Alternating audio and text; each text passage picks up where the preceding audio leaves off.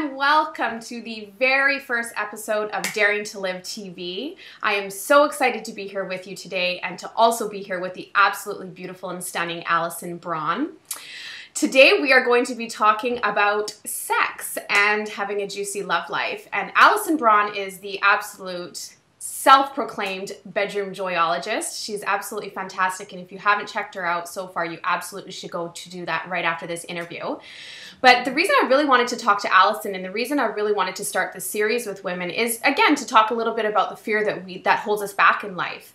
And for me especially, and I know for so many of you out there, just talking about sex gives you like the, heebie-jeebies. You get all like hot and bothered inside. And being a, Catholic schoolgirl growing up in that context, definitely this is something that I know that I absolutely need to receive myself. So I'm so thrilled to have Alison here today. So Alison, can you tell me a little bit about how you became the bedroom joyologist? I would love to. Hopefully you'll find that it's a kind of interesting story. So I guess how it kind of happened was, like yourself, I grew up in a religious home, was told that it was kind of inappropriate to talk about, and I was actually really comfortable with it. I was really curious, and I don't know how I knew about it, but I kind of had like this innate knowing. And it was, I guess, kind of my zone of genius is talking about uncomfortable things, or what most people kind of find uncomfortable. And in my process and life journey, I suppressed my sexuality for many years, and that kind of manifested in a lot of physical things. So I thought, okay, like I'm gonna go be a natural health consultant, and that's what I did for my schooling. And I just felt like something was missing. So I actually hired a coach to help me find what my purpose was. And around that time, I had been working in a positive education-focused sex shop, teaching workshops, and I just saw it as being like this fun hobby that, I could actually like do as a job, like that was just for fun. And on my first retreat with this group of women that I was in a mastermind with, just being myself, being fully expressed, being Alison, the group actually ended up dubbing me the bedroom joyologist, because they just saw how comfortable I was talking about sex and that it just came naturally. So that was kind of the starting process of having to move through my fears of what that meant. And so that's kind of how the name came to be, and how I started using my gifts and tools to serve different people, in particularly women. I love that. I particularly love that you say that you were just being yourself, because isn't that just the complete truth of everything? That, if we just show up, in our own skin, what, can happen just from that space. That's really incredible. Oh, I love that. Awesome. So what would you say are some of the key ingredients to having a really juicy love life? I love this question, because so often, we see the Cosmos and all these magazines where it's like 10 tips to turn your man on, or like hot positions. Yes. And all this kind of thing. And, I could teach you all the positions in the world, but that's not going to give you the soul satisfying sex that most women are really desiring. They want that deep connection, and they want it to be more of, or what I'm encountering anyway, is more of a spiritual experience versus just like a physical thing. And so to have like that really juicy sex life, there's a lot of things that kind of have to happen before even going into the bedroom. And the first one, just like we were talking about, is just being yourself, being fully expressed. And I think most of us can identify that we feel like not only our sex lives, but a lot of other areas of our lives kind of need to be in this little box. So it has to be this many times with this person, not this person, and it has to look a certain way and feel a certain way, and you don't say certain things, and you don't do certain things, and you do this. So there's like this little box that it has to fit in. And our gears get turning, and we stop kind of feeling like having sex because it's not really what we want it to be, and it just turns out to be this like really weird thing, when in reality it's just like this natural, beautiful process and experience that we get to have. But there's so much stuff that goes on in our minds that kind of keeps us from that. A lot of it is fear too. And so the first thing is really being fully expressed, being yourself, being open, and just being as comfortable and confident being you as you can be. And then the second thing is to really explore what it is that you want your sex life to look like, without thinking about what other people's looks like and what media says it should be like, but really tune into like your core desires. Like, what does it look and feel like for you? And then from there, it's a process of how to make that happen. I love that. I love that it's not just about the physical realm of it, that yes, that is obviously an important part of it, but that there's so much more behind that. I know certainly coming from obviously a Catholic household, it was all about just procreating, and that was that was it. Sex wasn't to be enjoyable. It wasn't to be something you're supposed to do for fun. It was don't be doing that. And so it's interesting to talk about how that connection is so much deeper, and that it really can become almost a part of your spiritual practice. It's not just this other thing outside of your spiritual being. Yeah, totally. It's a connection to source, and when we grow up, that's not really something that's taught, and it's almost like completely separated. Yeah. And when we can bring it back together, that's when really big, profound shifts happen throughout our whole lives. Oh, I love that. It's like a ripple effect in a really, really good way. Yes. So as you know, outing fear is one of my main ambitions in life. I love talking about it. I love dispelling it. So can you tell me a little bit of the type of fears that you see that show up sort of in the bedroom, and sort of what people have sort of said to you before, I guess, some of your past clients or people you meet? I think the biggest fear that women come to me with, and that I've experienced myself, because it's easy to say like, oh, just do this, this, and this, and you're good to go. But the reality is fears do come up, and that's kind of like the main thing that kind of keeps us in that little safety zone. And so the fears that come up often around sex and relationships and experiencing the most pleasure possible is fear of judgment, I feel, is a really, really big one. So fear of judgment of like, what's this person going to think if I like fully let loose? Are they going to think that I'm a slut? Are they going to think that I'm a whore? Are they going to think that I'm a prude? Like, all those extremes just kind of turn in our head. And it doesn't always sound like that when it goes through our minds, but it's usually fear of judgment.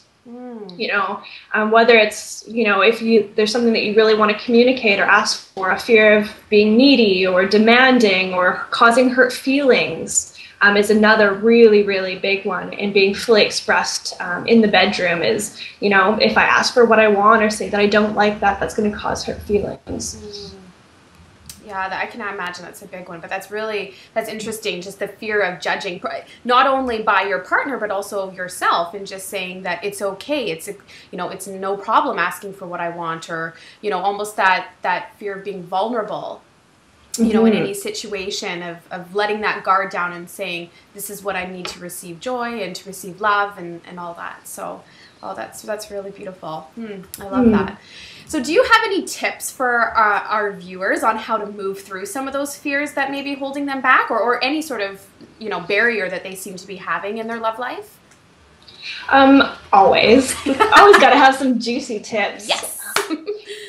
So my main focus is not just on having amazing sex, but also being like fully expressed in our sexuality while we're out of the bedroom too, which is where a lot of those fears of being judged comes into play from, earlier belief systems as well. So one of the biggest things that I see for women is actually not making their sexual expression a priority, not making sex a priority.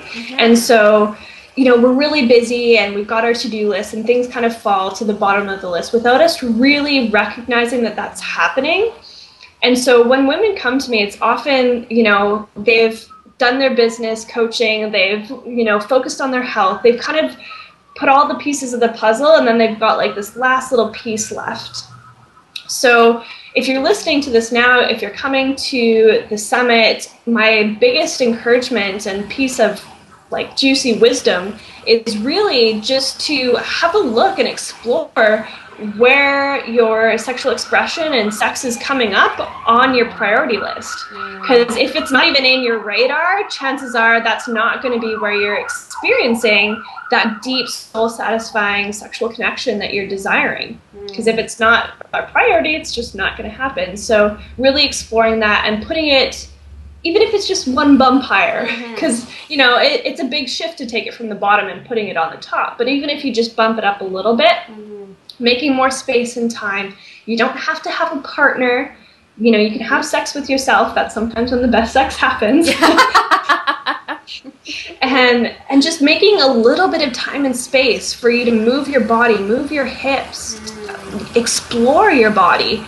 So it doesn't mean that you have to set aside 2 hours for sex every week or every day or anything like that, but it could just mean taking 10 or 15 minutes to explore your body after a shower, or to think about it. Let your imagination go a little bit. Have fun, really, with the idea that sex is part of our lives, and it's an important part of our lives. Yeah, oh, I love that. And certainly as a mother of an infant, a 2-month-old and a 3-year-old, that whole realm is just, I mean, that's a whole nother discussion we could talk about for days.